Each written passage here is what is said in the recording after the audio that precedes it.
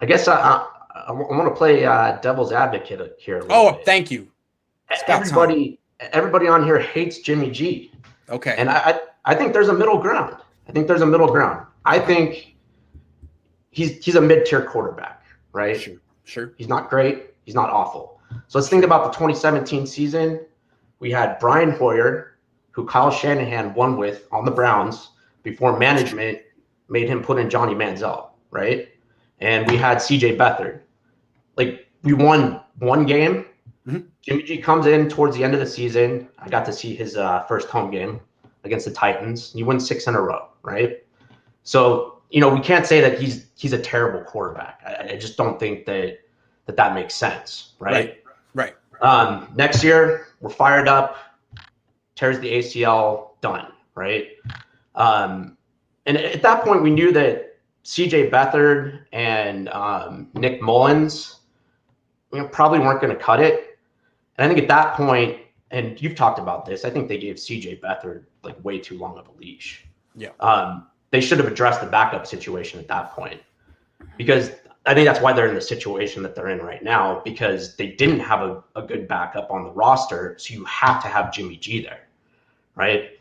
2019, he played well, right? I think he played well. You have a good team. He played well enough to get us to the Super Bowl. I would argue that, hey, he didn't throw a lot of passes because they didn't need to. I mean, let's think about that Packers game where it was Mostert ran for like 1,000 yards and got like 20 touchdowns. Did he need to pass the ball? I don't know. Maybe not. But what I will say, and I think one of the other guys was talking about this, that missed pass to Emmanuel Sanders was just, I mean, oof. I think a lot of quarterbacks would have hit that. Yeah. And then you talked about his toughness last year, and I'm not a doctor or anything like that, but I think they tend to say that when an athlete or a professional football athlete gets a high ankle sprain, it's a 4 to 6 week recovery time. He came back after 2 weeks, and once again, I would probably blame that on the backup situation, right? There wasn't a backup quarterback that could come in and do really well on his behalf. So, I think, you have people that say, hey, I love Jimmy Garoppolo, people that hate him. I think it's probably somewhere in between. And I would, maybe blame management a little bit for not improving the backup situation a little bit earlier. So, because if you had a better backup on the roster that you're paying, 5-10 million, they could have cut Jimmy G, not taken the cap hit, and had a backup in place that would be sort of a bridge quarterback, which was what they meant for Brian Hoyer to be for CJ Beathard, which obviously didn't work out. Right. So, yeah, I mean, I think there's kind of a middle ground there. Okay, that's fair. I hear you. But what would you like to see the Niners do moving forward? So I think it's a balance, and I buy what Jed York said, and he said, hey, look, I'm willing to spend the money on Jimmy Garoppolo's contract to make sure that we don't damage this guy, right? Like the last thing you want is like a Sam Darnold situation where they throw him in, like the team's not great, and the next thing he's seeing ghosts, right? I'm not necessarily saying that's going to happen with Trey Lance, but I do think there is something to be said for the level of capital that we're putting into this guy, right? I mean, essentially, he's like 3 first-round picks, right? This year, next year, and the year after that. So that's a lot. I mean, I think you have to be careful. And I would say, unless he's lights it up in the preseason, I think you want to roll with Jimmy and see how that goes. I think that would be kind of a more cautious approach. Yeah, I guess if there were no salary cap, I'd be on your side. I would agree with you with this one. Like the way Jed puts it, like he's being generous and he's spending big by keeping Jimmy Garoppolo on the books. You would spend the same amount of money one way or another. It's what are you spending it on? And the fact that you're spending so much on Jimmy Garoppolo, I think is a problem. Like to me, most quarterbacks renegotiated their contract this offseason because the pandemic, the cap went down. And 19 of the starting quarterbacks in the league have cap numbers below 12 million this year. And the ones that didn't renegotiate seem to have issues with their team, like Russell Wilson not really feeling that good about the Seahawks. Aaron Rodgers not really feeling that good about the Packers. Kirk Cousins never takes $1 less than he could take. It just seems like if the Niners could renegotiate Jimmy Garoppolo's deal, then yeah, that'd be great. But they can't. They don't want to. Well, they don't want to extend him. And you already said it. I mean, he's not good. They don't want to extend him, right? So they're in that position where they can't do it. It's like you either cut him or you keep him, right? Yeah. And if you cut him and Trey Lance doesn't do so well, and like he gets into that situation where he's tainted like Sam Darnold, you just threw away 3 first-round draft picks.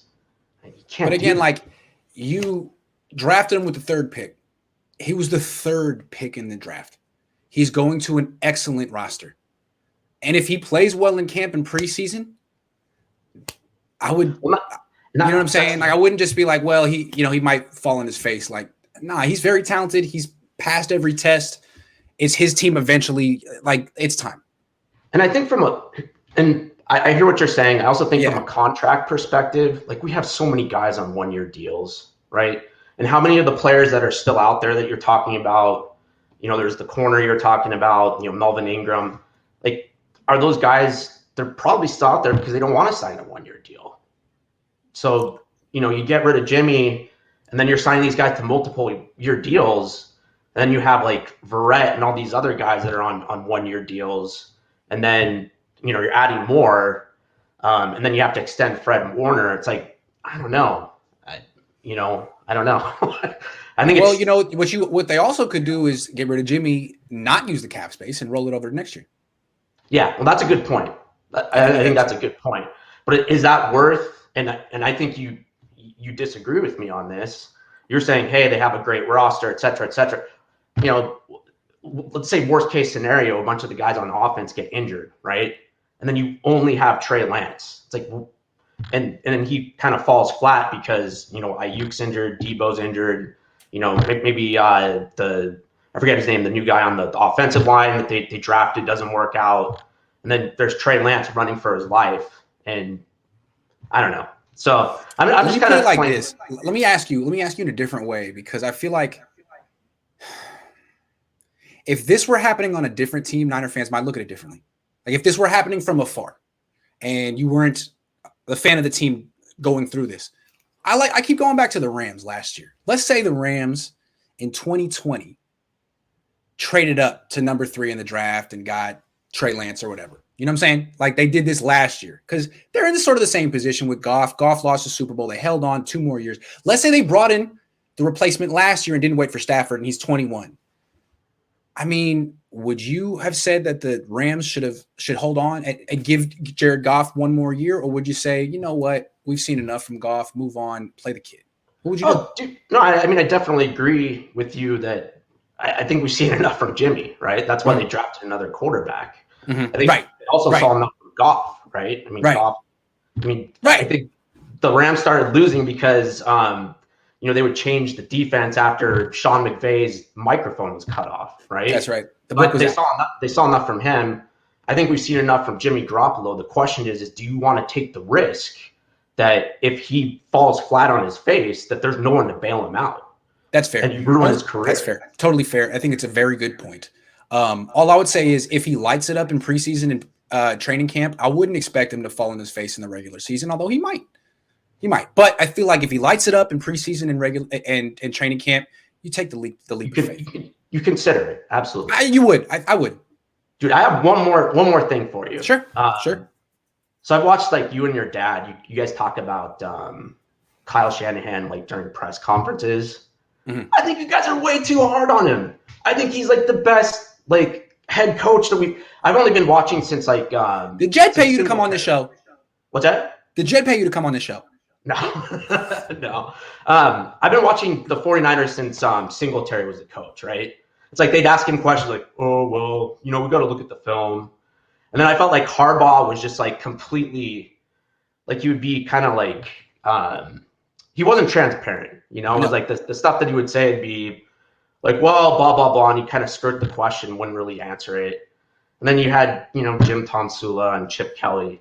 I feel like Kyle's like the most transparent of those coaches.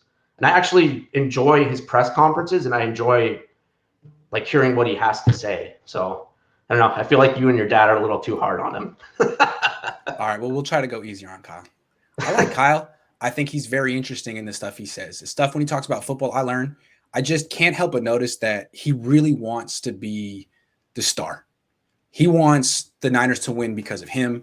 And when things go bad, he never takes responsibility. So those are my only two things. But I do definitely appreciate the details he goes into with his thoughtful responses, man. I do. I agree with you. Thank you very much for coming on the show and keep me honest. We need more people like you on this show. I appreciate it. All right, man. All right. Take care, Mike. All right. Jody says, Grant, you right, but no rookie has won a Super Bowl, and slim to none had winning records. Shanahan and fans never want to have another season ruined because we have no backup, and Shanahan wants Super Bowl now. Boy, so you don't like Josh Rosen, huh? Not a big Josh Rosen fan, huh? All right, well, hey, I hear you on that. I hear you, Jody. Niner fans are really concerned about the backup quarterback. I'm telling you, if you're concerned about the backup quarterback, that means your starter ain't a starter. The solution to the 49ers problem is not get a better backup quarterback. Is get a starter who's a starter.